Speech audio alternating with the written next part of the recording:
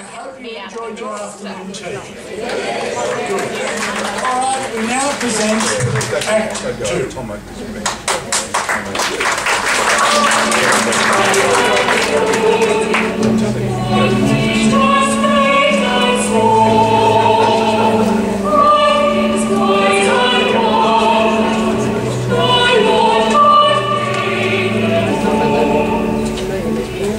Our next play this afternoon, More Tea, Vicar, is set in St. Cedric's Church vestry.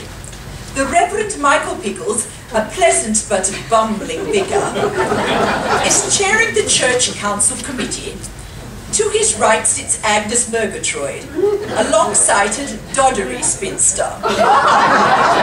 At either end of the table sit Mavis and Gertie, two middle-aged spinsters. Standing next to the vicar is Horace Brassington, the church treasurer, who has a very lengthy agenda in his hand. So, that is a balance of precisely £18.68. Is that all we made last year? That's all we've made in total since we formed the committee 3 years ago. But what about the curry evening we held last month? It cost us dearly, Reverend Pickles, after all those refunds. Do you mean we had to give money back to those who did not turn up? No, we had to give money back to those who did. Oh dear, I suppose he must be right. He's probably prepared it all on his new worktop. Laptop. And lastly, item 17, the roof. Sorry folks, first day of the new job, couldn't really leave early now, could I? No, not really. Not after the previous problems with that big newspaper, the Sun, yes. Yes, the Sun. Anyway, at least you've arrived in time for the most worrying news. The church roof. We cannot bury our heads in the sand any longer.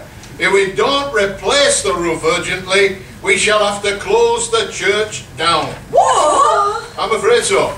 As trustee, as well as treasurer, senior steward, and church building superintendent, I have a duty to ensure the safety and suitability of this building. Oh, Horace, the roof is not that bad. Well, I have noticed more and more of our congregation keep their raincoats on during the service. Yes, and drops of water keep dripping onto this table at regular intervals during the course of this meeting. Why, one raindrop even landed on one of Agnes's fairy cakes. Good thing. Agnes's cakes need a bit of moisture. This is no joking matter. We need £50,000 within the next 4 weeks, or after 200 years of service in Botchington, St. Cedric's Church will have to close its doors for the last time. Oh dear, everything has gone to bosom sour. But Horace, next month is the church's 200th anniversary. Surely we can borrow from the bank. With our record of fundraising, Vicar, no bank will touch us. They all know they'll never get paid back. I heard the manager was extremely helpful, Nigel. Didn't your Uncle Bass find him very cooperative on one of his property deals? Not any longer. Oh, no. He's spending a bit of time on the Isle of Wight. Oh, who? Your Uncle Bass or the bank manager? Both of them, Agnes. Oh, well, that is a coincidence. Both on holiday at the same time. Are there any other ideas, anyone? Or maybe we will receive an inheritance in someone's will. Some of our parishioners have bequeathed large sums for when they eventually pass away. Oh yes, Mrs. Higginbottom has. Why, she was rushed into hospital on Friday, wasn't she?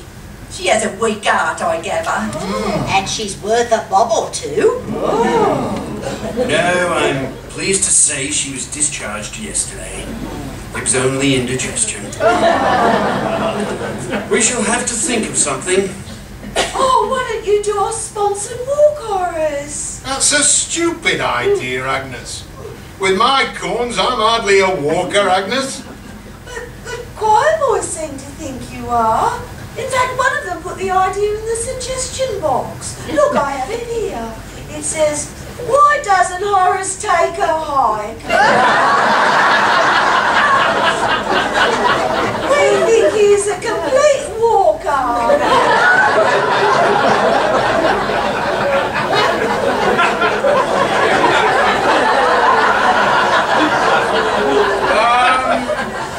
No, Agnes, that's not quite what it says.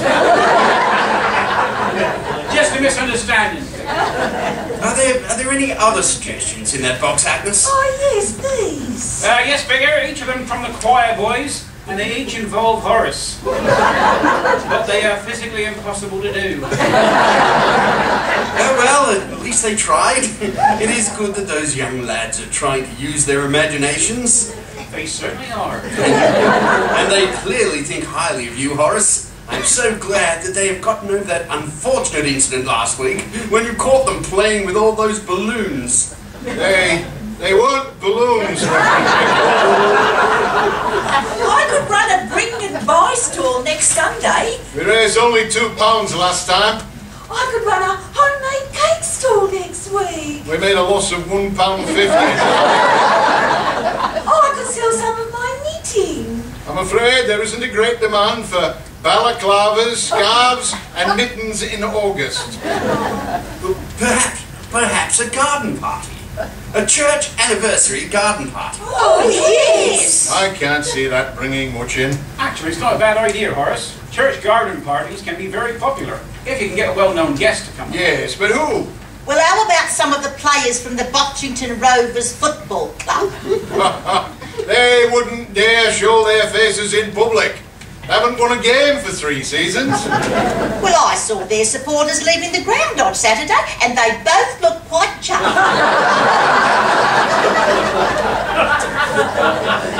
It was because they only lost 9-0. Their best result for 6 games. Oh, yes, but Horace, what about that Wayne Rooney? I read in the Boxington Chronicle that he's about to go there. No, Agnes, you didn't read it properly. It's not Wayne Rooney, but Dwayne Cooney. He's never played for Manchester United. He had half a game for Brentford Reserves. And that was in 1975. And he's not joining Boxington Rovers as a player. He's now a bailiff. And he's going in there to repossess their fitness equipment. Not that it's exactly done them any good. Their goalkeeper pulled a muscle last week just putting his boots on. But what about our local MP? Oh, I suppose not. We'd never be able to afford his expenses anyway. Oh, what about inviting the mayor? He's on the Isle of Wight with the bank manager. I know, Joanna Lovely. She's very popular these days. Oh, you mean the lady with the gherkins? Oh, she's very nice. I'm afraid, ladies, that she won't be available. She's travelling to Nepal. Oh, well, I hope she doesn't get too many of those Italians pinching her collar. It's Nepal, Agnes, not Naples. And it's Gurkhas, not gherkins. How about that famous scientist who lives on Market Square, Sir Basil Clegg? Oh, you mean the one who saved our country in the war? He solved the enema code, you know. It was the Enigma code. And I don't think it was just him, my dear. But he would be no good anyway. He's a boring old buffer. He goes on and on. Oh, last time a few of us went to one of his lectures, people were dozing off by the dozen. People don't like boring speakers, you know. I even felt as if my backside had gone to sleep. Yes, I know, I was there. I heard it snoring.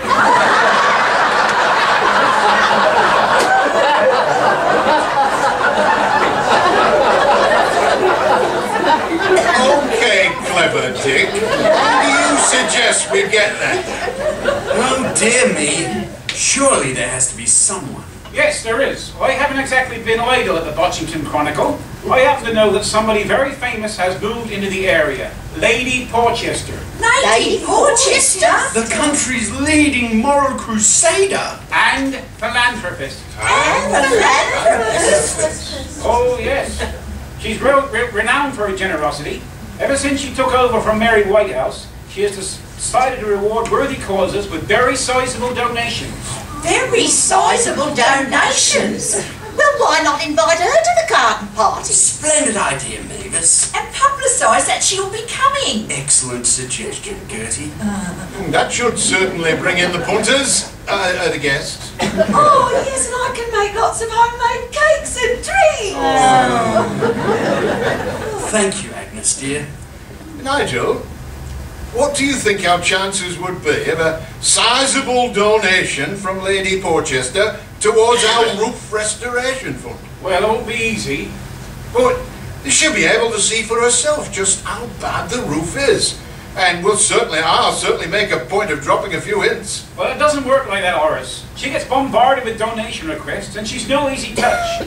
She'll want to make up her own mind. She'll also be very anxious to see evidence that we are upholding the finest traditions of moral leadership and propriety, to quote her own words, to the International Women's Institute Conference last month in Lisbon. And please, Horace, I'd rather you didn't drop any hints about money. It would be most unseemly. No. Of course not, Vicar, I promise. Thank you, Horace.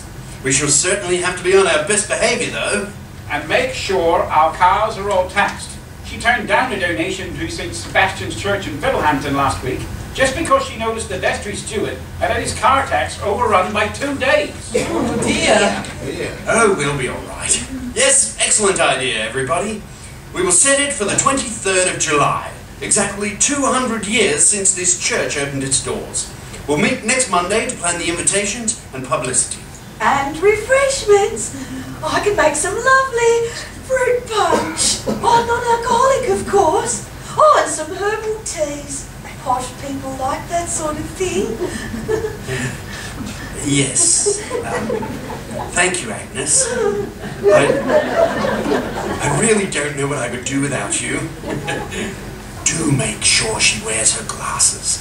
She has such difficulty reading labels. It can be so embarrassing.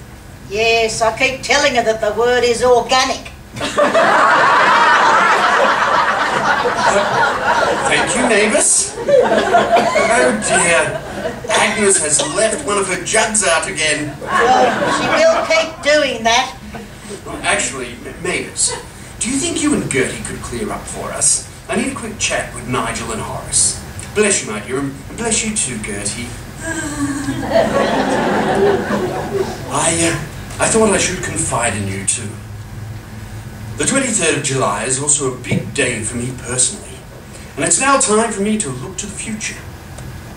You've probably noticed that I've had a soft spot for one of our ladies. The truth is, I cannot hide my feelings much longer. I've been on my own for 8 years now, since dear Penelope died, and have only had my mongrel Scraggy for company.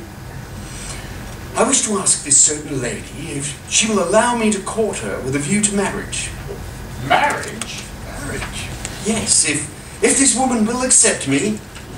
Very commendable, Vicar. Well, it certainly makes a moral statement. A real declaration of intent, even before you take the lady out.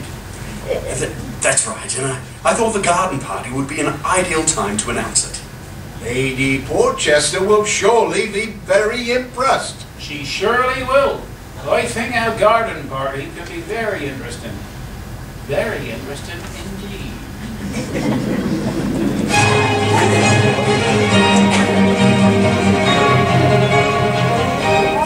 Two local gossips, Georgie and Roxy, are discussing the church garden party in a cafe. Roxy, have you heard? St. Cedric's are holding a garden party next week. Well, I hope it's better than that curry evening they held last year. I don't know what they put in that stuff, but it played havoc with Mrs. Murgatroyd's system. Oh, yes. I went to the doctor's with her the following morning. It sounded like she was playing the trumpet voluntary. And it wasn't voluntary. And some of the ladies ladies from the Women's Institute sounded like trombone players in the Brick House and Westwick Brass Band. Oh, seriously though, poor old Reverend Pickles needs a break. It's about time something worked out for him. He's never really gotten over the loss of his dear wife Penny 8 years ago. Oh, yes. What a tragedy that was. And all because he decided to treat her to an exotic holiday in Florida to celebrate their wedding anniversary. I thought it was a lovely gesture, paying for her to go up in that hot air balloon. It was a bit impulsive. Oh, I guess he was. But how was he to know that it would run out of hot air? I mean, such terrible luck that it came down in the crocodile cockpit. Oh, yes. It doesn't bear thinking about. The only consolation was he did have something left to remind him of her. Yes, thank goodness they didn't eat her hat. Oh, it's a pity that bumptious treasure Horace didn't go up in the balloon with her. Oh, Roxy, that's a wicked thing to say. Well, if he'd been up there with her, they'd have had enough hot air to keep them going for ages. Oh, anyway, I hear they got no less than Lady Porchester coming along as their special guest. Lady Porchester? Oh, that really is something. She's always in the news. Wasn't it her that presented the prizes at the Oxford and Cambridge boat race this year? Yes, it was. I remember seeing her on the telly, running up and embracing the winning crew. And their cocks as well. You know, that's the little chappie. Oh, well, anyway, let's hope they get a good turnout. I hear Horace is very concerned about their finances. Oh, what a bore he is. Oh, and it's his wife I feel sorry for. She told me he'd been to the doctors to get a Viagra prescription. Ooh, did he give it to him? Apparently not. He said, what's the point in putting up a flagpole on a condemned building? Surely not. Well, hopefully the old blighter will be pleased with the takings from the garden party. Not that he's anything likely to be other than another flop. Oh, I thought I'd give him his garish shirt for their Brigand bar sale. My mother-in-law gave it to me old man for his birthday, but he wouldn't be seen dead in it.